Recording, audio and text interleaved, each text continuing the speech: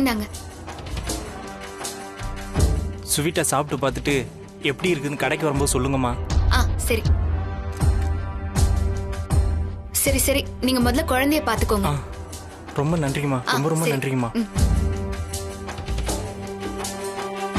பெரிய அண்ணன் அவனை சத்தம் போடுறாரு, இவ அவனுக்கு போய் காசு கொடுக்கறா. பொம்மி எது செஞ்சாலும் அதுல கண்டிப்பா ஒரு நியாயம் இருக்கும். அவன் குழந்தை செலவுக்காக தானே கேட்டிருக்கான்.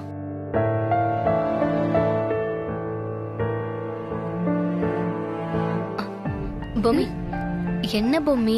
நம்ம கடையில தான் வேலை செய்யறாரு பிரீத்தி. அவர் குழந்தைய ஹாஸ்பிட்டல்ல சேர்த்திருக்காரா, அதான் என் கையில இருந்த பணத்தை கொடுத்து அனுப்புனேன். பாத்தீங்களா, நான் சொன்னேன்ல.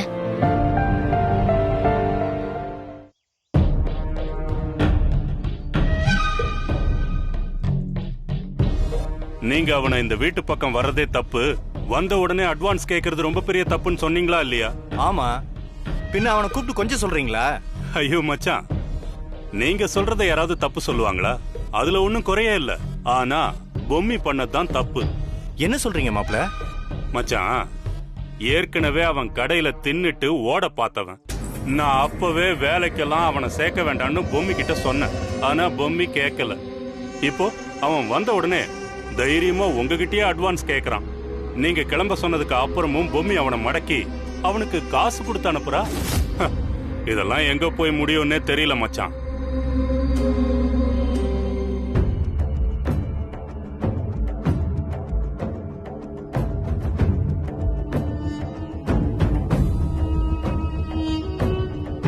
மச்சான், நான் ஒரு விஷயம் கேக்குறேன்னு தப்பா நினைச்சுக்காதீங்க.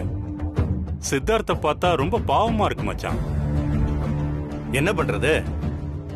என் பையன் விடுதலை வேணும் விடுதலை வேணும்னு கோர்ட்டுக்கு போனா, சில பேர் அந்த விடுதலைய அவனுக்கு தரவே கூடாதுன்னு நினைச்சு இங்கேயே உட்கார்ந்துகிட்டு இருக்காங்க.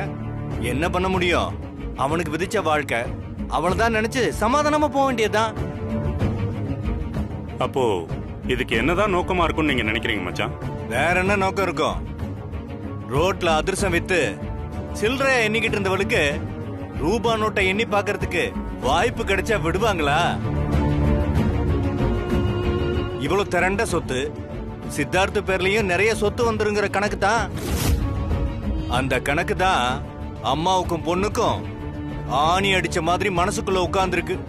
அதனாலதான் எவ்வளவு சொன்னாலும், கழுத்தை புடிச்சு வெளியே தள்ளினாலும் வீட்டை விட்டு கிளம்பாம இங்கேயே உட்கார்ந்துருக்குங்க. ஐயோ, என்ன மச்சான், ஏதோ நான் பேச போக நீங்க டப்புன்னு மனசுக்குள்ள இருக்கிற கோவத்தெல்லாம் வெளியே காமிச்சிட்டீங்களே. மாப்ள, இது கோவம் இல்ல, உள்ள இருக்கிற குமுறல். எல்லாருக்கும் நல்ல வாழ்க்கை கிடைக்கும் போது என் பையன் வாழ்க்கை அநியாயத்துக்கு வீணா போச்சேங்கிற குமுறல்.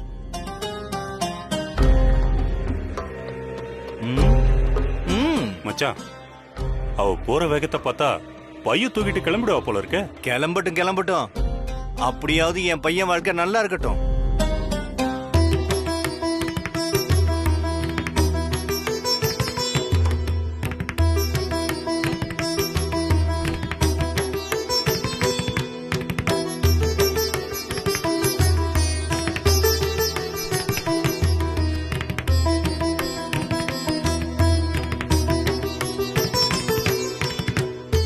பொம்மி, எதுக்கு இப்போ துணியெல்லாம் எடுத்து வச்சிட்டு இருக்க?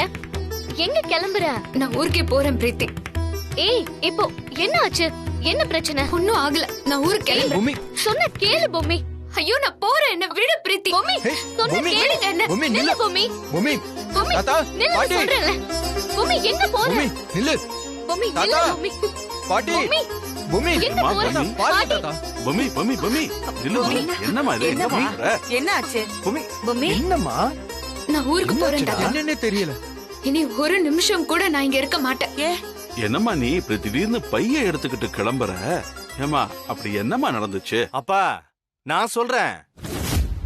நான் தான் கேட்டேன், டைவர்ஸ் வாங்கினதுக்கு அப்புறமும் இப்படியே உட்கார்ந்து வீட்டை தொடச்சுக்கிட்டு இருந்தா என்ன அர்த்தம்னு கேட்டேன். ஏன் அப்படி கேட்டா என்ன தப்புப்பா? டேய், ஏண்டா உனக்கு இப்படி புத்தி போகுது?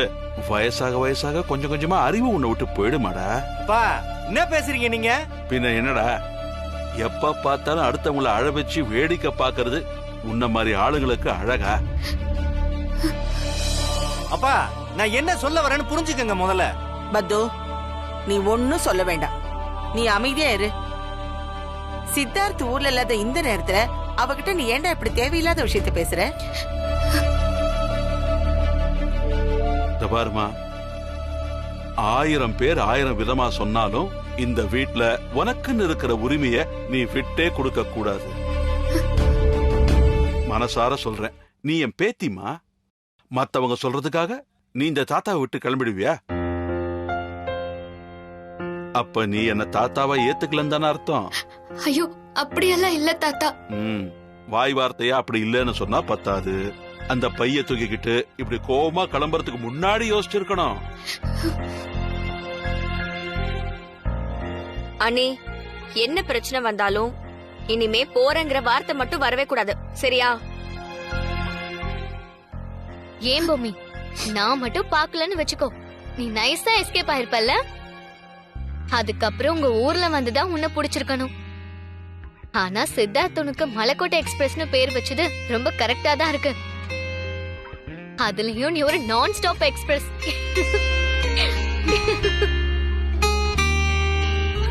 பொம்மி, முதல்ல போய் பைய உள்ள வை.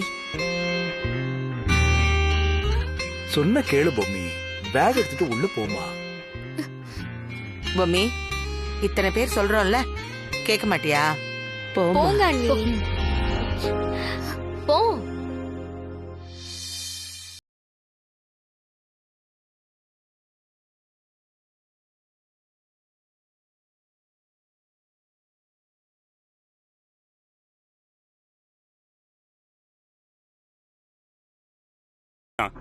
சொன்னா கேளுங்க. என்ன மச்சான் நீங்க? பாத்தீங்களா மாப்ள, அவ கிளம்புனதும் என் பையனை பிடிச்ச சனியை ஒரே அடியே தொலைஞ்சதுன்னு நினைச்சேன்.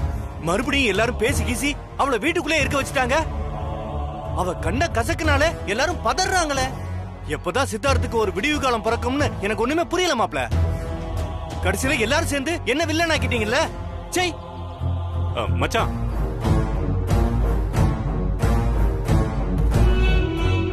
மச்சான், பொம்மிய பைய தூக்கிட்டு ஊருக்கு கிளம்ப வச்சது எதுக்குங்கிறது பின்னாலதான் உங்களுக்கே புரியும். நீங்களா எங்களோட திட்டத்துல உங்களுக்கே தெரியாம வேலை செய்ய போறீங்க.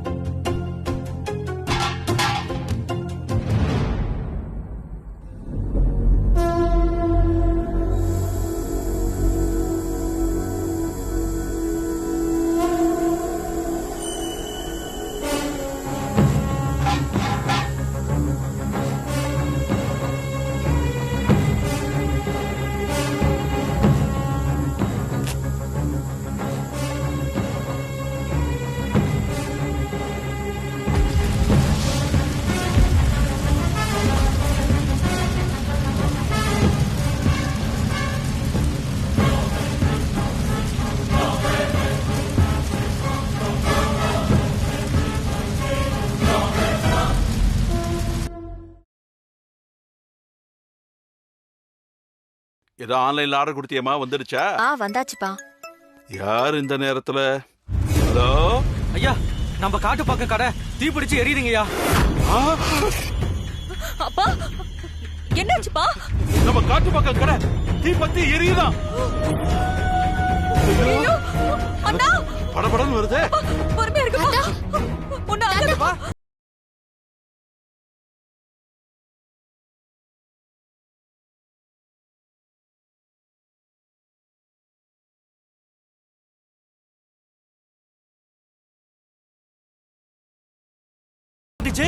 அதெல்லாம் பத்தி பேச டைம் இல்லடா. கார் எடுறா, கிளம்பு கிளம்பு. வாங்க வாங்க வாங்க, வா.